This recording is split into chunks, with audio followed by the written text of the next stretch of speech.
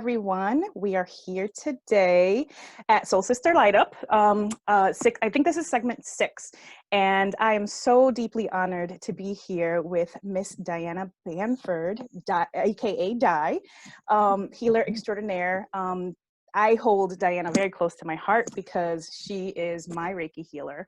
And for all of you guys that don't know Reiki, I mean, Reiki just, can expound itself, and it can just break boundaries, because Diana actually lives in California and I live in Connecticut.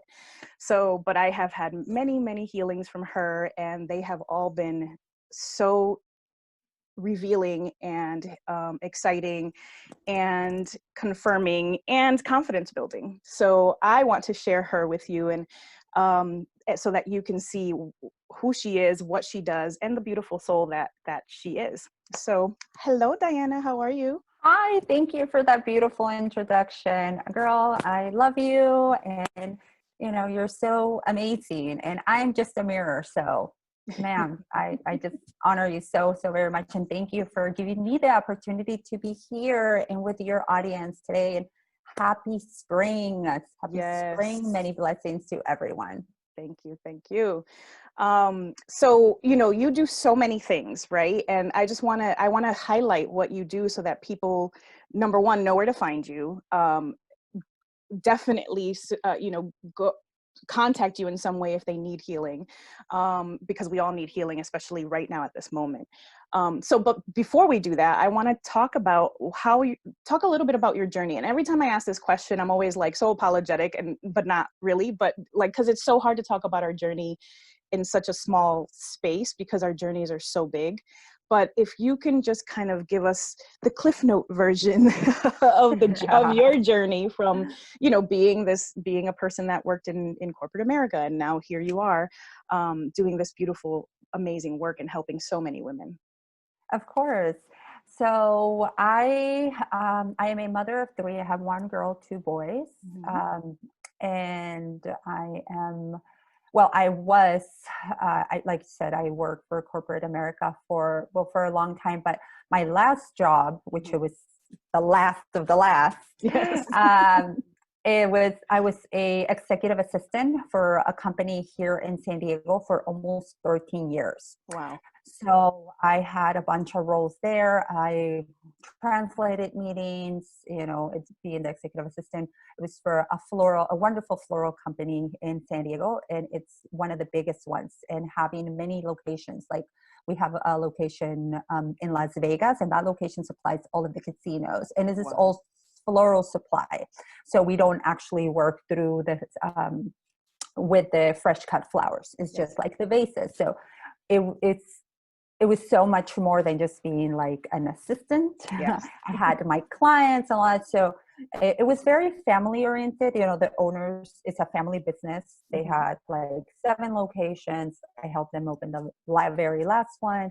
And it was just so wonderful. And it was tough to leave because of that family, feeling like I had very flexible hours. It was family, and you get comfortable, right? So it was really tough to say, I need to leave. And my thing there was that I already had the itch that something new was coming for me about.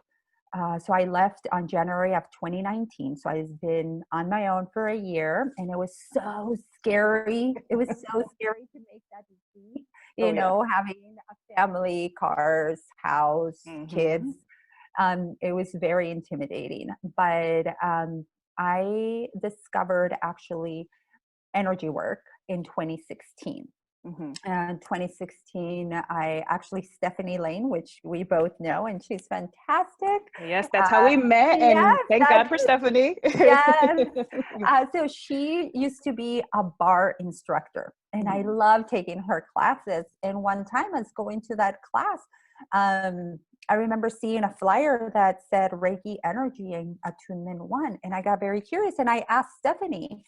And she's like, oh, it's wonderful practice. She's like, I have a Reiki 1. She's like, I can give you Reiki. And I just was mesmerized by it. So I find out a little bit more about it. And in 2016, I became a certified level 1, then level 2, and then Reiki Master, which is the highest level. Yeah. And, you know, all that in 2017, I did my yoga teacher training. So I teach prenatal and postnatal yoga. And in the summer of 2018, I gave my notice to my work, got up on a journey on my own of the unknown. And it was scary, like I come, and it really challenged me in a way to really take in what I was teaching others, which it was trust in the universe, trust in the tools that we have. But we are so conditioned and so comfortable that money comes from hard work. So I had this sick pay, like all these comforts. I could take a week off suddenly if I needed to. They will give me a little bit of a kickback, right? But a little pushback, but it was doable. Yeah. And it was tough to leave that security and go into, you know, here, the unknown. But my calling was much greater, that itch, that gut feeling. And then when it happens, actually, and a lot of you probably out there have felt this when you're in transition, that you actually feel very uncomfortable, or you begin to notice that you no longer fit in, or the circumstances are not fitting in with what your beliefs are, as we all begin our awakening journey. So as I begin mine at my work, I begin to just not fit in that much. And, you know, I never got to the point where I was like, angry, and I just left. Like I left, like I still go back and visit them and love them and send messages and are in constant communication because I love them, and I built that strong relationship with them of, you know, almost 13 years there. Yeah. So it was just, you know, going from corporate business model to creating my own, and I did it. I was like, yay!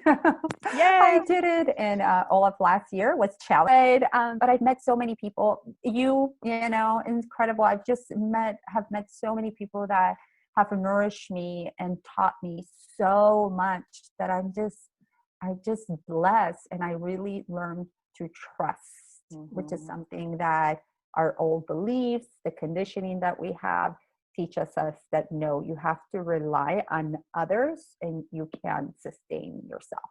Yes. That is so beautifully said, you know, because for me, when I decided to leave the regular, you know, 9-to-5 workforce, it was a force out, you know, it was a force out from the universe of like, cause I had spoken, like, I'm going to do my own thing in a couple of years. And it was almost the day of the 2 years that I said I would, that, you know, it was literally a force out. I mean, I was fired from my last job, you know, because it wasn't serving me anymore, and I would have stayed there. So to hear you say that, you know, the calling, the nudge, the niggle, all that, the itch was so much greater than the beautiful thing that you had in this company, you know, because you weren't completely unhappy, you weren't miserable, you know, it was just like, this doesn't fit me anymore. And to be able to trust and really dive into that is, like you said, very, very fear-provoking. But how wonderful is that you actually listened. And I know, you know, having people come, because, you know, the universe will send us our little earth angels, right? To let us know that it's okay to do this. And, you know, the fact that you listened, because you could have stayed there for another however many years and not listened to what was happening for you.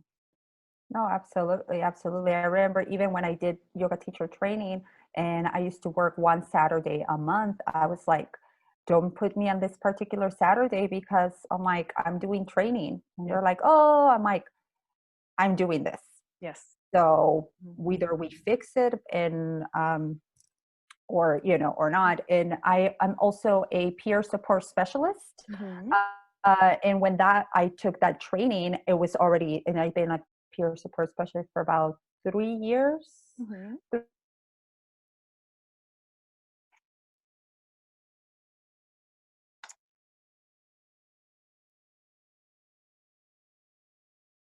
say no, I'm going to quit because I know I need this in my life. Mm-hmm. And I talked to my bosses, you know, and I'm like, this is what I need. And they didn't give me a pushback. They were like this and that. I'm like, and I was just very adamant of like, I need this in my life. Mm-hmm. And they agree. They said, okay. And they're like, how long? I'm like, 2 months. And they're like, okay, let's do it. Mm-hmm. So I had built already my trust and my value in the company where they were doing that. But also I even though they gave you the pushback, I was not like putting my, you know, just kind of saying like, okay, no, it was just really, really wonderful. Yeah. Very wonderful to see. You listen to your soul, and that's what we need to do. That's what all of us need to do. And a lot of us are getting these soul callings right now and, you know, probably ignoring them, but they're going to keep coming back, because if you would have ignored that, it would have kept coming back. It would have kept coming back. So Absolutely. You talked about being a peer support specialist. Can you tell people a little bit about what that is? Yes. So a peer support specialist is someone who has had any sort of trauma. Mm-hmm. It could be, you know, drug abuse Mm-hmm. or sexual abuse, any sort of trauma. Mine came from perinatal mood and anxiety disorders. That was my trauma. So with both of the youngest boys, I actually experienced perinatal mood and anxiety disorders. Mm-hmm. That is the new name for postpartum depression. Mm-hmm. It caught me by surprise. I experienced postpartum with the middle child experience, postpartum depression, anxiety, OCD, PTSD, and just extremely overwhelmed. And with the last one, knowing already what had happened, I experienced perinatal anxiety and depression without the obsessive compulsive thoughts, but I did have some PTSD associated with that. So I'm a big maternal mental health advocate, other than working with energy and the yoga. I actually incorporate that to work with moms. And so that's basically anybody who's had any type of trauma. As a peer support, you can relate to another person and speak to them at the level of, I see you, I feel you, and I am with you. Just on a deeper level, knowing you have gone through the same thing. And yeah, because you know, the work that I used to work at my last real job at corporate world was managing for the state of Connecticut, help managing the Medicaid services. So we had peer support specialists as well, primarily for the drug, the addiction realm of the business. But it's such it's such an important part of what people do, being a peer support specialist and letting people know, holding the space and saying to them, I got through this, you can get through this too. So. Oh, absolutely. Absolutely. And I'm like, and there's so many people doing that already that they don't have to be certified. You know, there's that, like you said, the earth angels and stuff that is like, I see you. I'm not behind you, pushing you or carrying you or sustaining you. I'm by your side, getting you by the arm, and together we can do it. And that is so important. We need that support right now in life, in the world. Oh yeah, for sure. You know, can you talk a little, so you experienced some OCD, you experienced a lot of anxiety with your last two children. And that was not present for you with your first child, with your oldest? No, my oldest, I actually did not birth her. Okay. So she's my husband's, but for me, she's my baby yours. girl. Of course, she's yours. It doesn't matter. Our beautiful baby girl. She's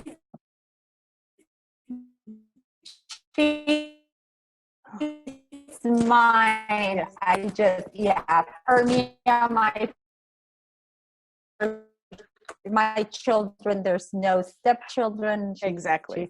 She's mine. So I did not birth her. So no, so I only birthed the other two. Yes, but of course, no matter what, there's still mental health in general. Nobody talks about it. You are so correct. Why on earth are we not talking about it? You know, especially when it comes with mothers. Exactly. Like you're like, oh, Yeah, I'm sorry, you asked me something and then I just went on another thing. No, that was perfect. And I'm sorry, I apologize for out there. We're having not the best connection right now, but you know, this conversation is too good to not have right now. So, you know, it's interesting. I mean, I don't have any children, but I've been a witness to 5 births. You know, I could practically be a doula, and I almost was, and maybe I will someday.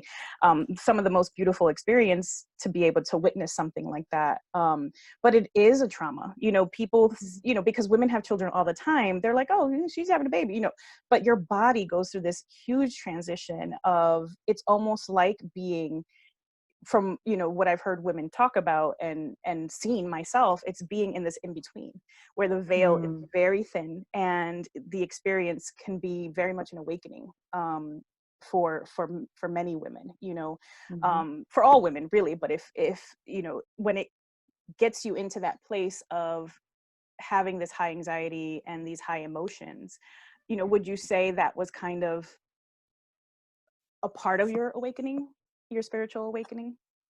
I believe so. So just um, in a nutshell, a lot of things.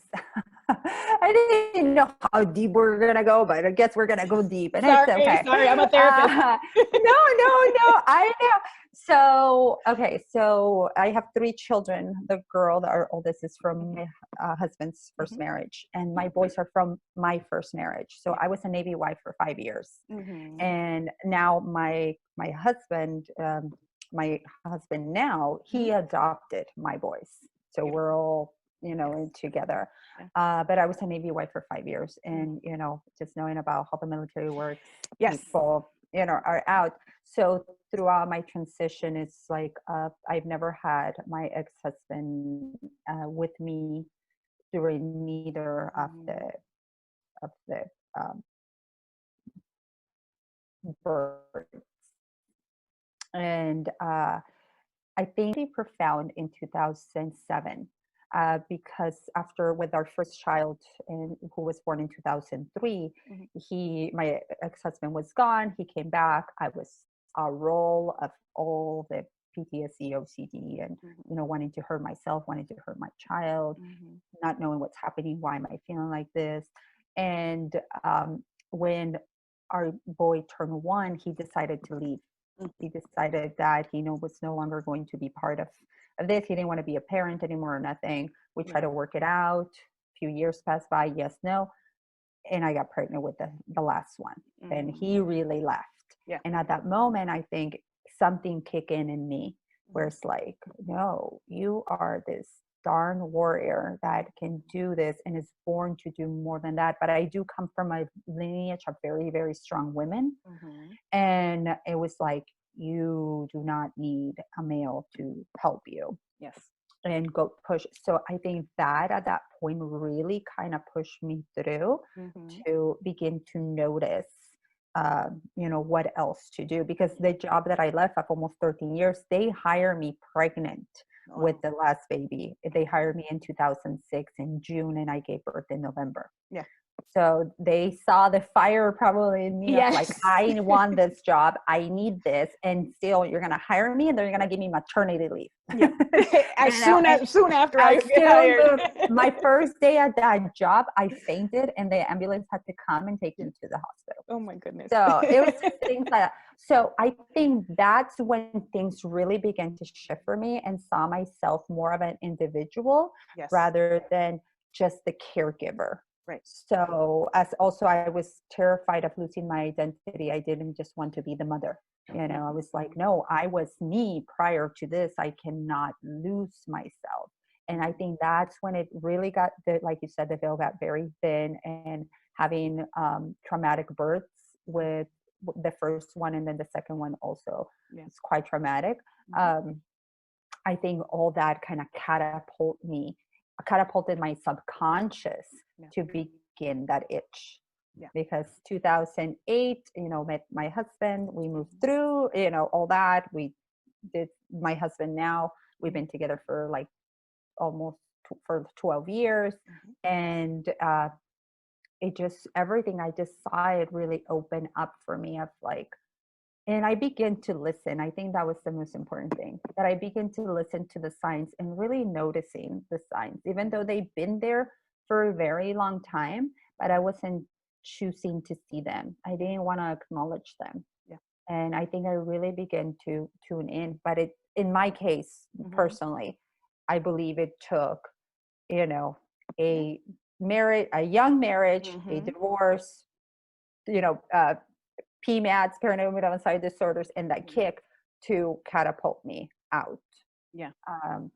Yeah, but I think so interesting talking about this. I was like, thank you. You're a wonderful therapist. Anybody who's a therapist, it's like it wasn't, you know, our spirit guides are here and they're working with us, and this wasn't where I was going, but for some reason it just went there. But to be totally honest, now I can speak about it like easily, because for a very long time I couldn't even talk really about what happened, because I was in such shock that I was like, I can't believe this happened to me in a way, and especially with the whole divorce and thing, because I did not want to get married at that young age, but my ex-husband's like, yes, this is all I want, and I saw all the flags, and you know, against my better judgment, I just gave in rather than tuning into everything I was feeling. So I held myself responsible for a long time. Not anymore. I knew it was just part of my growth. Exactly. It's part of your journey. And that's why you are where you are today and have all these wonderful, amazing things. And you are one of the best healers that I've ever encountered. And I can't say that enough, because whenever I'm feeling really crappy, I just, hey, let's have a session. And it's amazing, the transformation and what I feel afterwards. It's just so beautiful. So, you know, it almost seems like, again, the universe brings these signs, right? Because you saw the flyer for the Reiki and you were like, what is this? I want to try this. You know, same thing when I got introduced to Reiki. To be honest, I don't even remember how I got introduced to Reiki, but it was something that I knew I needed to do. And then you went and did your yoga certification and started doing that. And how did you incorporate what you do now with prenatal and postnatal yoga and healing and all that stuff? How did that kind of come about for you? So one of the big things, so I knew I wanted to help. I just knew I needed to serve the collective some way or another. So with yoga and the Reiki, about 5 years ago, I began to just call hospitals, because I was very, like, my whole risk feelings for perinatal mood anxiety, so it's just maternal mental health, really came to the light. And at that moment, I began to call hospitals and see what was out there for moms and support. And I saw that there wasn't many options. So then I was like, oh my goodness, I can do become a postpartum energy healer, give postpartum energy therapy, which will be, you know, it's a Reiki session, but focus on postpartum moms. I'm a postpartum mom. I can have that dialogue, and I know what they're feeling. This because it helps with sleep deprivation, you know, just the entire body depletion, postnatal depletion. It helps with anxiety and everything like that. So, and with the yoga, so as a prenatal and postnatal yoga instructor, and all my classes, they know at the end I talk about, you know, postpartum depression, anxiety, and all that, and just to put it in their ears, just planting that seed. And you have no idea, Jessica, how many moms have reached out to me, how many moms have really come through and you know, say, hey, so and so needs this, or you know, I know about this other girl, and so this or that. So that's been definitely hold on one quick second. Okay. Sorry, just I can hear my my husband and it's okay. It's the quarantine issues that we experience now that everybody's home. Yes. And so that's how I incorporated with moms. And then it's really interesting because first I was like, no, I'm only going to work with moms. I'm just going to do, you know, I want to just do moms and that's it.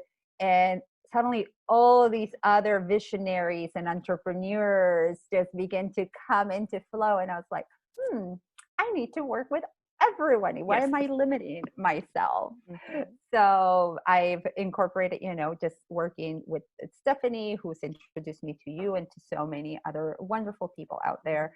And just having clients is basically word of mouth, and I love it. And they begin, there's a trust that we build. And what I think separates me maybe from others is, or at least I feel that I want to continue to hold space for each and every of my clients. So I do constant like check-ins. Hey, just wanted, happy Easter, just kind of constant check-ins just to see where they are and hold them accountable. Because as you know, I'm like with our sessions, I'm like, you have soul work. So it's homework for the soul. So I'm like, there's soul work to do. Yeah. So I like to keep a little bit of accountability and giving you, that big chakra diagnosis, this chakra analysis through the energy sessions, and that just kind of like developed more. So, which is wonderful. Yeah. But yeah, now all I teach in yoga is prenatal and postnatal, and I love it. I love my moms are my jam. And of course, if I need to sub, I taught yin yoga for a while, yin and Reiki meditation yoga, and I loved it too. But my moms are my jam. Yes. Yes. So for the people that don't know how distance, and I know every practitioner does their distance Reiki a little bit different, right? So can you explain a little bit about how that works? Because people, when I talk to people, you can do distance Reiki, and they're like, well, how is that even possible? And it's so possible because we do it all the time. I've referred, I don't know how many women in my family to you. Pretty much everybody's like, you need to call Diana. That's what I do. Whenever somebody's having a hard time. So what is your process when you're doing the distance Reiki? So for distance and even in person, I always, even if it's, if it's coming from you, like somebody I know, and you recommending me to somebody who's just an amazing person. Also, I always asked to speak with the person for at least like 10-15 minutes, and usually it turns out to be half an hour because we just to see if we connect, if we're a match. Yes. And that's important to me, that we connect, that you feel comfortable, that the person that is going to be receiving, they're going to be open and see if they're going to be vulnerable in allowing themselves to receive in that moment. Right. And it's important, I think, that we build that connection. So first we'll do a little consultation, 15-20 minute consultation. Then we just set up a time and a date. So the day of and I do mention prior to that, I'm like, the day we do it, like, you're in the comfort of your home. Make sure you're in a quiet space, that nobody's gonna bother you for about an hour. And you can set up candles, incense, of course, making sure you have the alarm to make sure to turn it off in case this is at nighttime also. And just very, very safe. But diffuser oils, eye pillows, you're in a spa, because for me, Reiki is like a massage for the soul. Oh, yes. So, and after that, we set up daytime, the day of. I call them about 5 minutes prior and just be like, hey, are you all set up? Do you have any last minute questions?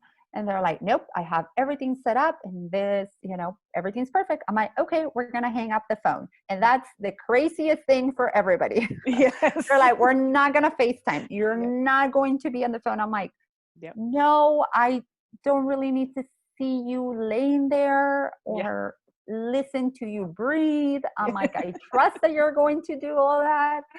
So we hang up the phone, and that's where I get like first time clients that they're like, they cannot believe it, right? But I'm like, you're just going to begin to feel it. Like, all you guys have to do is to be open to receive, just tell yourself you're receiving Reiki energy, you're healing, this is time for you to take care of you, and they'll feel it. And I've doing this for 4 years, I've never had anybody tell me I did not feel a thing or I did not experience anything. And after that, depending if it was a nighttime, like you and I would usually do nighttime, so we won't speak till the following day, but all my sessions have a follow-up phone call where in that session We will talk about what the person receiving felt, saw, and what I saw for them, and the messages that came through for them. What I do also is that, I align the chakras, our meridian fields.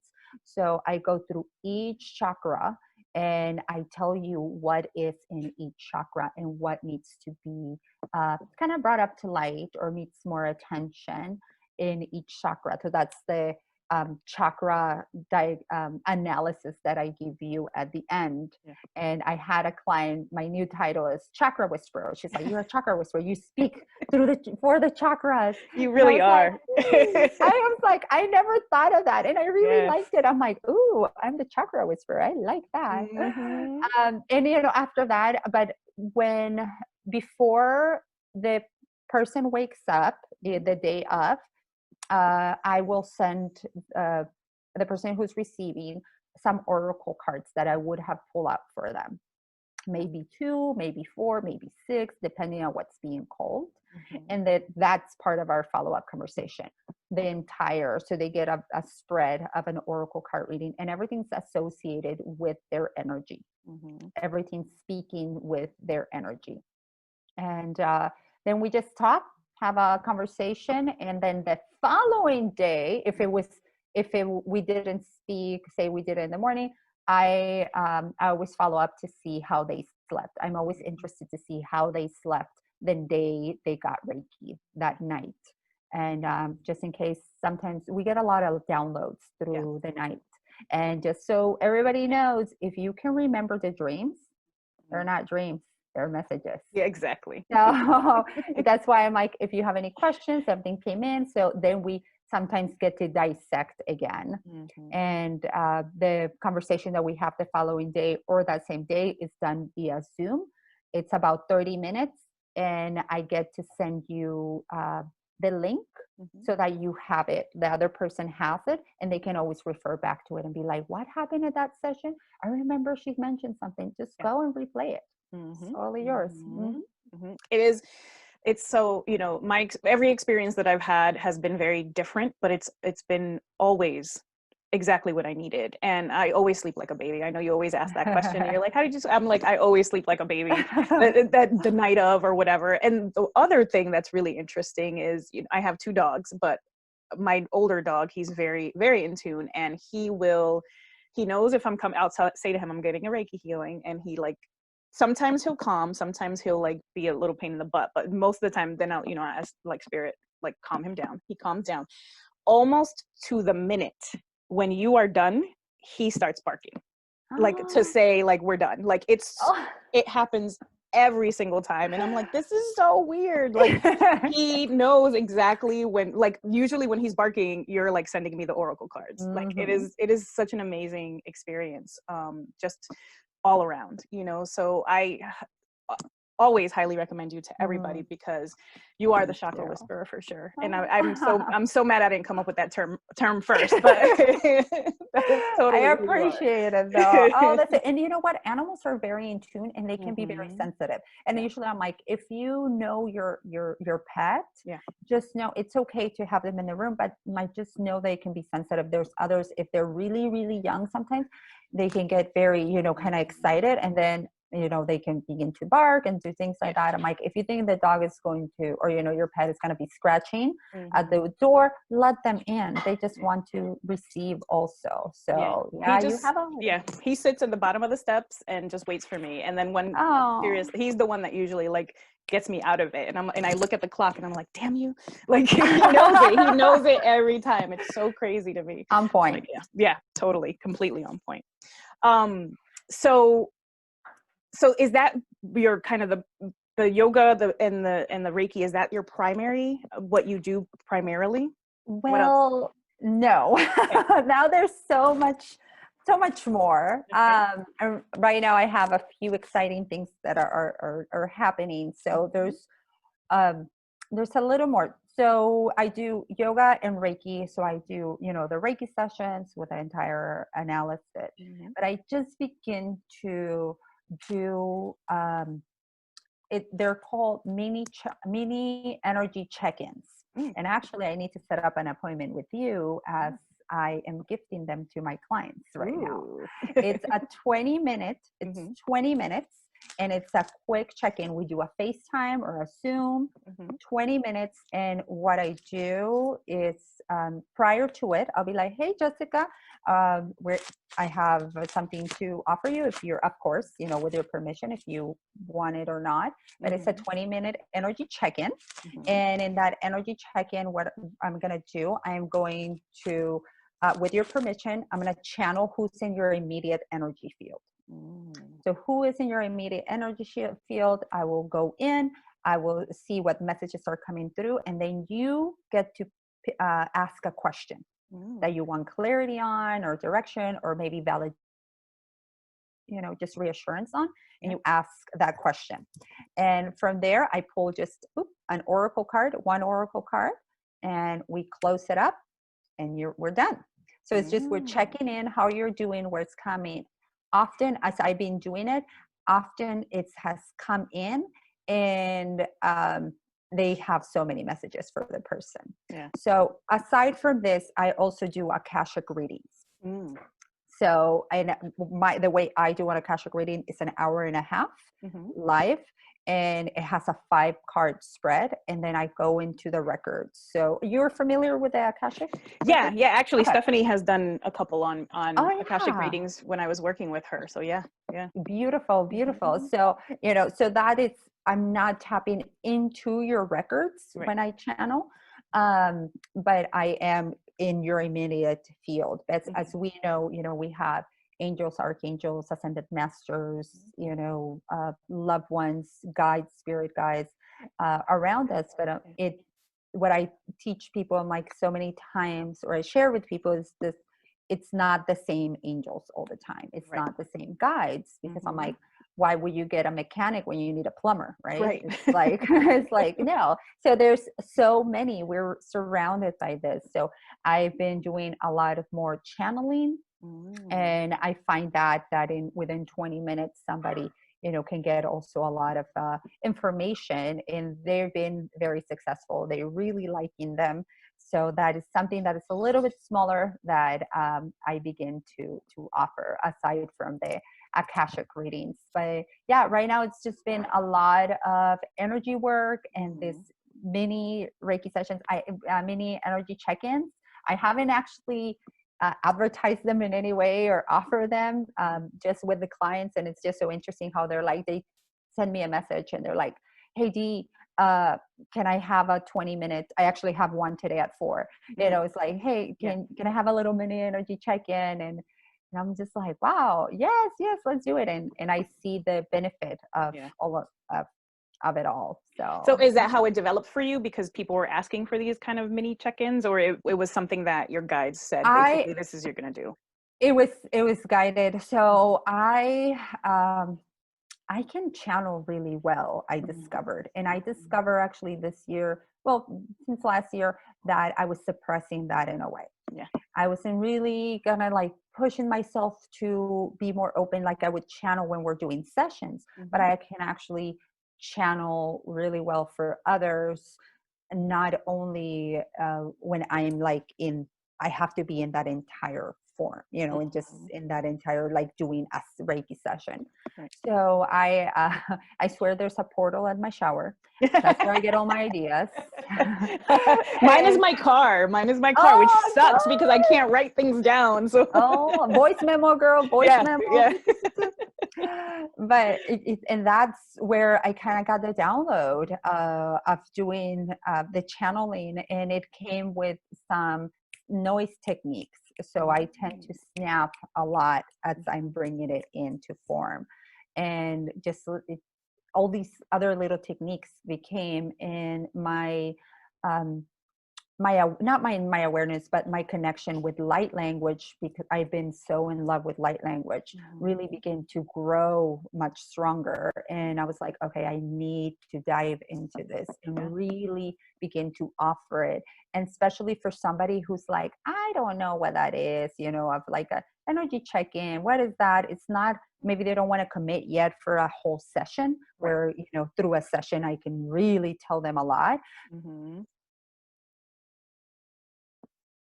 I would like 20 minutes, of just an energy session, and it's super affordable.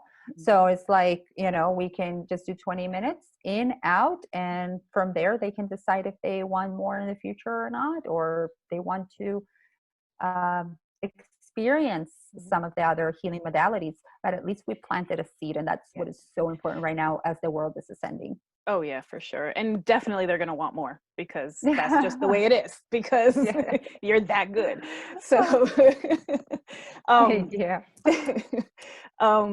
It's so interesting that you do a lot of the kind of the snapping and all that stuff. So do you, you and I, whenever you do a healing on me, a lot of my kind of Native American guides, show up, a lot of that connection. Do you have the same? Because I'm doing a Shamanic Reiki training, teacher training right now, a year-long one, with Lynn Cedar Roberts, who wrote the book Shamanic Reiki. That's amazing. Yeah, it is chills hearing about it. Amazing. But in Shamanic Reiki, it's using a lot of those shamanic modalities to incorporate it with Reiki, which is like a lot of snapping, clapping, a lot of the things that shamans do, so I'm just wondering if that's kind of, I'm still discovering the wires coming, but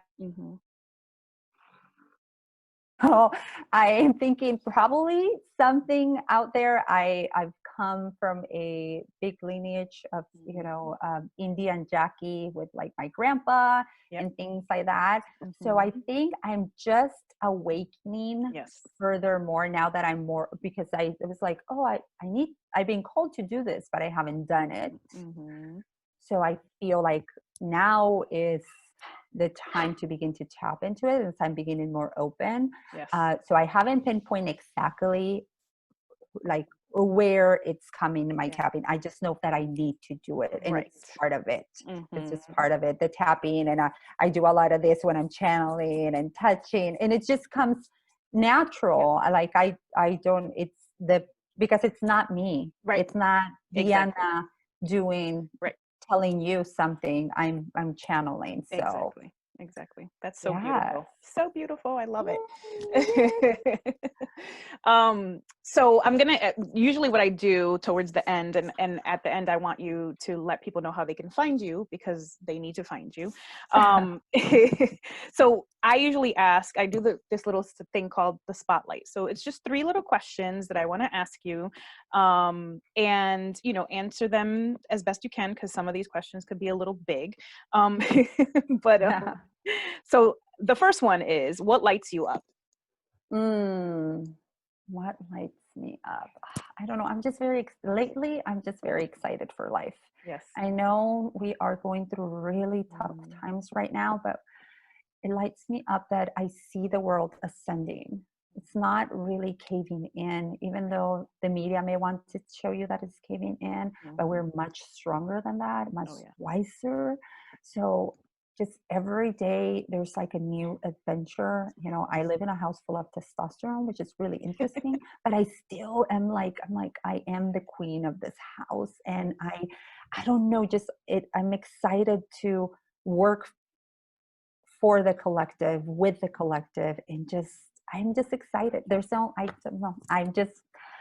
The world lights me up right now. The possibilities that are limitless lights me up. That's awesome. That's perfect. What advice would you give your younger self? Trust yourself. Trust that gut feeling, trust that third eye, that plexus, it's deeply connected. Trust yourself. Trust it could have avoided some aches. However, I would not be the woman I am if I would not have made those mistakes. You would not have been able to trust yourself as wholeheartedly as you're trusting yourself right now. Absolutely. Yeah, I'm a firm believer. We need to go through tough times in order to be able to appreciate and emerge as to who we came here to be. Oh, yeah. Yes, 111%. Yes. Yeah. And what advice do you have for the younger generation, for the young emerging souls out there, because there's going to be so many now after this experience, right? So what advice do you have for them? Trust that niggling feeling, trust that gut, just that right? You know it. Yeah, you believe in it. It doesn't matter how you know, it looks for somebody else, trust what you feel. You feel those butterflies in the stomach, trust it. You feel that punch in the stomach, trust it. Yes. It's just so important to this is an opportunity to, you know, what if, trusting, just what if I decide to go this way? What if I trust what I'm feeling in my body? Because the body will tell you. Yes. And it, you know, the body will show. We can tell ourselves so many things of like, no, but this, but that, and, you know, or I can do this, might never matter. But then you feel that discomfort in the body. Yep. You're not believing yourself. Yep. You're just, you know, fooling yourself. So it's Mm-hmm. trust and be in alignment with that. Yeah. Mm-hmm. My favorite quote by Megan Watterson, I mean, she has a lot of great ones, but the body never lies. She says that in I think it's her book Reveal, and the body never lies. That's how you know that something is either right or wrong, because the body is always going to tell you. Yeah. Absolutely. Absolutely. And a tip that I could give anybody out there right now is when, you know, you feel the shoulder or you feel the ache in the body, we hold so many stories in our bodies where like energetic blockages we may have. When you feel that, it's like, why do I feel the shoulder? Why do I feel the shoulder? Ask the questions, you know, it's like, oh, rather than assigning it immediately, oh, it's because I carry this and that, or is the stress, it's like really ask and move. Movement really relieves the stagnant energy from the body. So get up and move. Exactly. Yeah, that's awesome. So tell everyone how they can find you, how they can get in touch with you. I'm sorry. No, go ahead. Okay. I mainly hang out on Instagram. Okay. That's the best place where you can find me right now. My handle is Diana Curiel, Bamford, Bamford. And you can find me there. That's where I post most of any offers. I do Reiki offers about twice a month, one during the full moon, one during the new moon. And I talk about the monthly Reiki sessions, you know, plans and packages. And, you know, I have clients from single sessions to 3-pack sessions to monthly clients to yearly pack clients. And that's where I'm at. That's where I do all my lives and share all my stuff. I haven't got too savvy on the Facebook front just yet. But I'm the opposite. I'm savvy on Facebook, not on Instagram. And of course, you know, here on Facebook, you can definitely add me and ask any questions at any time. I just don't post as much regarding, you know, energy work as much as I do on Instagram. But feel free to, you know, add me. I would love to meet you. If you have any questions, I'm here. There's no question too big. There's no question too small. Just know that, you know, you can utilize me as another tool of support. Yes. And please, I can't recommend you enough. Like you know, even the most skeptical, which was my aunt, was very skeptical when I gifted her a session with you, but she just fell in love with you. So you know, even the biggest skeptics you can heal the biggest skeptics. So I love it. I love it when they have that, how did you know that? Everything was so spot on. So Beautiful. It is beautiful. I thank you so much. I love you very much, and I appreciate your time. And everybody, go to Instagram, find her. Can you put your handle in the comments? Of course. Okay. Oh, perfect. absolutely. So that they know where to go. That'd be great. Yes. Thank you so much for having me, for, you know, giving me the opportunity to be here with your beautiful audience today. And I'm just so honored. So thank you so very much. I am honored too. Thank you. You have a great day. Love you. I love you too. You too. Love you. Bye.